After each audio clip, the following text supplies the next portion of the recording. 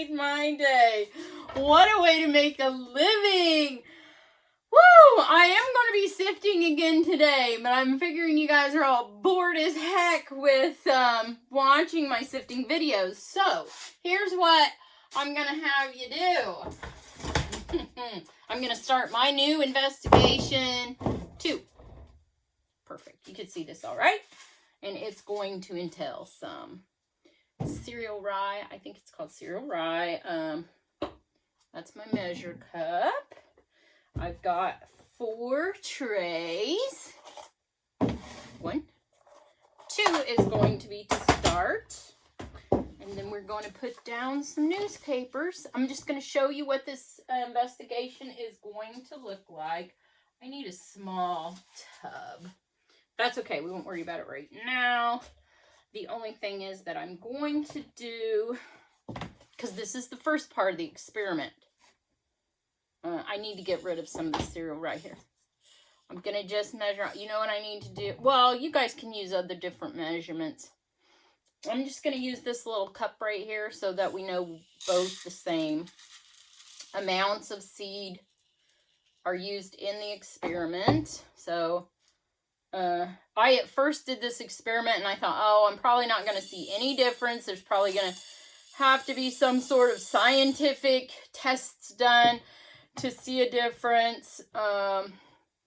And so I did it originally and I was kind of like throwing it together and wasn't being crazy specific. And we still don't need to be crazy specific. But what we have now is basically two small amounts of the rye. I'm going to put the extra on the plate. And then in jars. Woohoo. I lost a couple seeds. Oh no.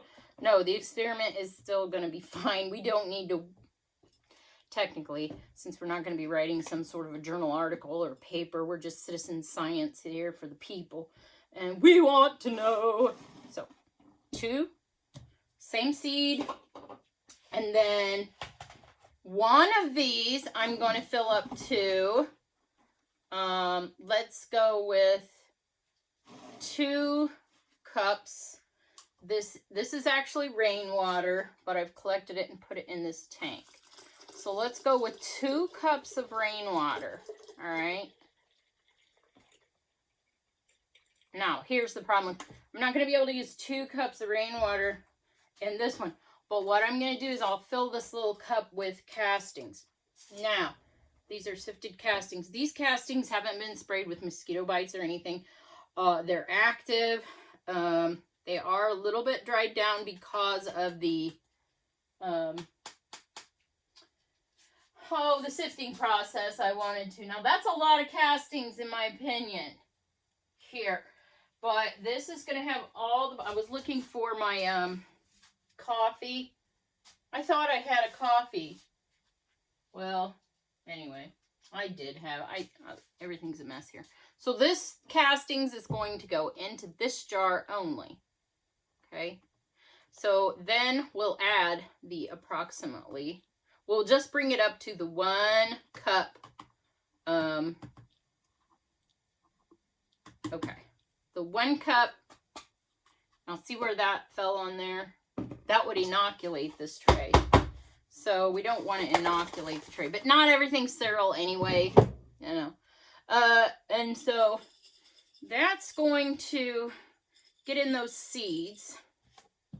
That's going to have the fungus in there, the protozoans, and the microbes that we want to go ahead and incorporate in with those seeds.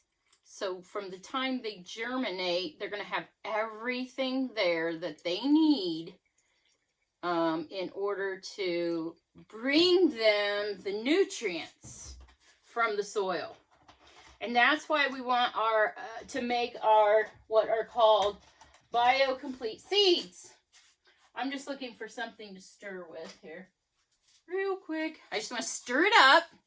Okay, and then we're only going to allow them to be in there, say, about 12 hours. So we don't want any anaerobic conditions to start. But the microbes are already alive and active here because nothing has went dormant.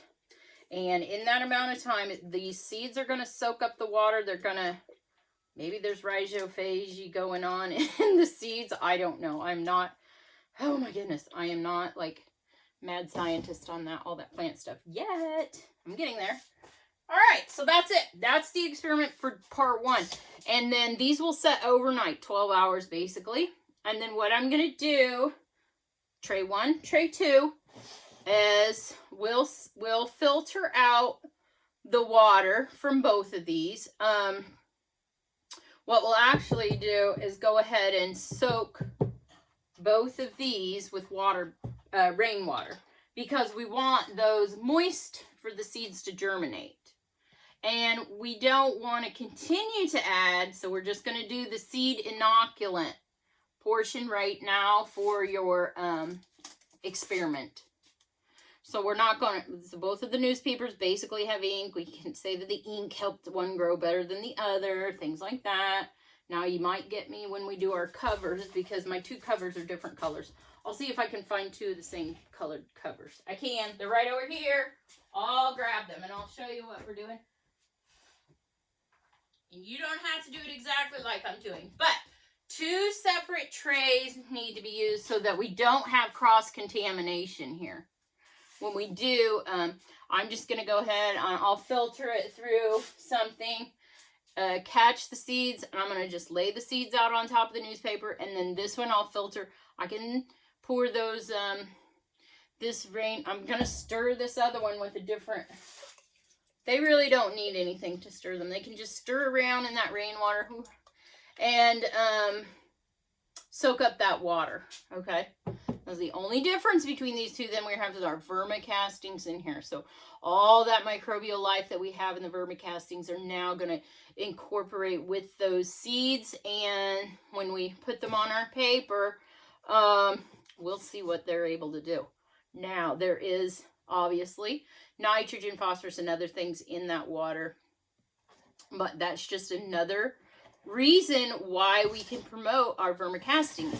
Because there are other, now we could just get plain soil or dead soil or whatever. So we're getting these nice and soaked up.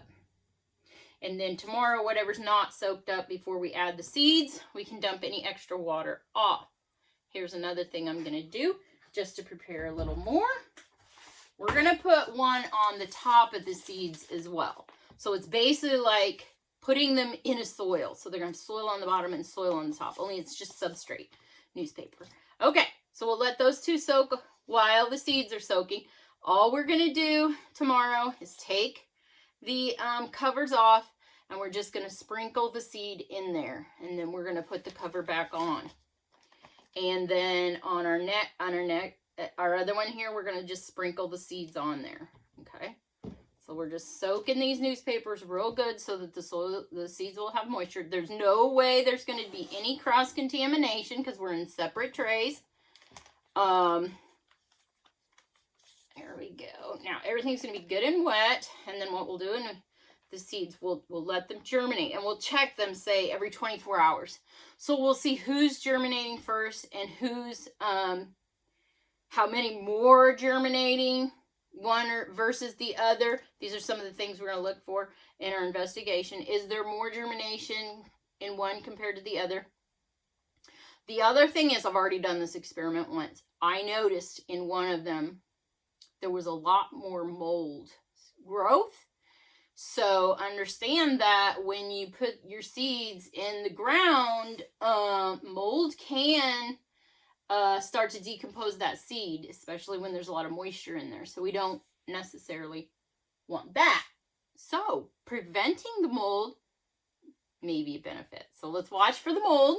And then there will also be other types of funguses starting to grow. And in my last experiment, I have theories as to why I noticed some seed so his seed grew better than others in the trays. So stay tuned.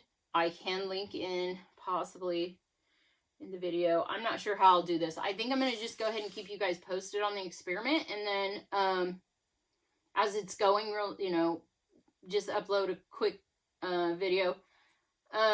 Instead of waiting for the experiment to get done, I've already done one, so I know what's going to happen. But I think if all you guys want to do one too, because then you can actually have a visual for your own clients, I suppose. More telemarketers. To show them the benefits of your vermicastings. Okay, the other experiment or investigation y'all can do is when you're adding, so I love the sheep wool experiment. Big thumbs up to DNA worm castings for going and doing that and giving it a try. You will notice those castings, I think from my past investigation, the best place for that wool is in the nursery. It retains moisture fantastically, and those castings, if there was one thing I had to pick to describe it as when you get that full bin of castings, it feels like if any of you have ever had a foam rubber pillow, those castings are like a rubbery type. I don't know. I don't know what you would call it. It's just wild. So they're super cool. And in the older bins, which are more mature, it'll break down faster. But yes, you'll see those fibers just start to come right apart. So thanks a lot for trying that investigation out. We'll be doing a lot more because why? We the people want to know. And thanks for the shout out there in Australia. That's amazing. So check him out, guys. He's trying hard too to do some real world science investigation and bring the truth to you guys here in the citizen science community. I think that's it for this short video. We're gonna finish it up tomorrow morning, and then I'll just do some every 24-hour research on how it's going. So it may be a month before the whole process is done, but there's another investigation y'all can get started. Oh, the other one is when you start doing these experiments, testing your castings as well to see what the nitrogen levels are in your castings. So what these farmers are going to be needing is either a fungal dominant or bacterial dominant substrate to apply, depending on which cash crop they've decided to grow. Excuse me. So right now, like at different bins, you can start to manipulate what substrates you're adding, what your food sources is you're adding, and then checking to see whether your substrate is a fungal dominant or a bacterial dominant, because when they're going to be looking to buy your castings, they are going to probably request whether you have a fungal dominant or a bacterial dominant casting. And then they will purchase that and extract that biology off and apply it to their field. So these are the kind of research investigations that we need to be doing. So we know how to produce that product for them in the future, possibly if we're forced to only use natural fertilizers instead of synthetics, even though we want to do that. And we want to try to avoid the nitrates. So everything's kind of going towards that now. But that's some more investigation we're going to do in the future. But I'm just giving you a heads up as to what I'm seeing and what I'm hearing. And because I'm doing the first real life out in the field investigation myself with my own eco-friendly fertilizers, converting the conventional farm into a microbial farm where we are going to be sequestering that carbon. 1, 2, we're going to try to produce our nitrogen real time in pockets in the soil where the nitrogen fixing bacteria can be harbored and convert that nitrogen from atmospheric gaseous nitrogen into NH4, which then they can take to the plant. So it's going to be really, really exciting to see if that works. Oh, we're going to go to the no-till method. You got to do the no-till method so you don't tear up those pockets where those bacteria are fixing that nitrogen. Anything else I can recap you with? I'm going to be getting behind weekend, getting prepared for lambing season. That is going to be fun. Those cute little baby lambs. So,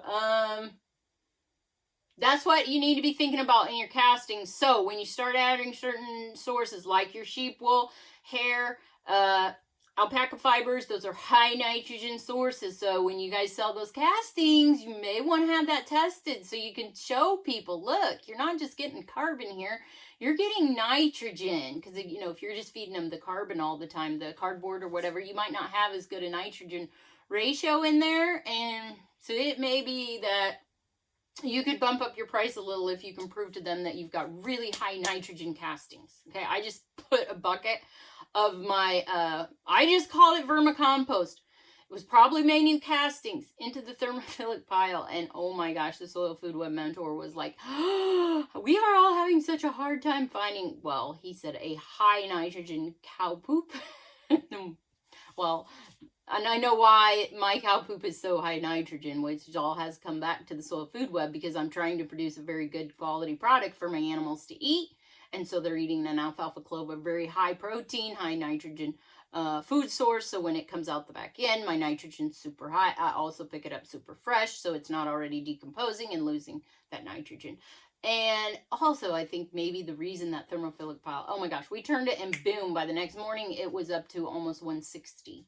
That was less than 12 hours. I did wrap it though, so I retained what moisture that I had because it was just, not moisture, I'm sorry, heat. It was at 170 and we had to turn now because it was getting too hot. But I thought, oh gosh, if we turn, we're going to lose heat.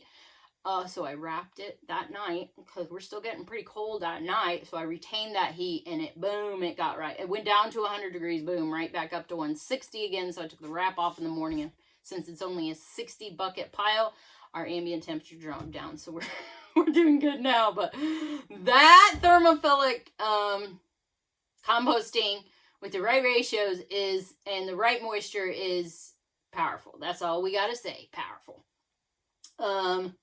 So I think it might have been the vermicastings adding that extra boost of high nitrogen because it was out of the bin where I did have a ton of fleece in the bin, which got broken down. So who knows how much nitrogen that fleece is providing. I still need to do the research on that, but I will try to find some companies to have that sent to so they can give me the NPK reading on it, and then we'll know the difference because we can probably bump that up depending on what substrates we're adding in there. So think about that and come up with some investigations you can all do. Content. We need content. I think every video I'm putting up now gives me one AI subscribe. I just think they're AI. That's all I can say. Thank you so much for watching, you guys. Let me know you hung out and with me today. And stay safe. We hope to see you in the future.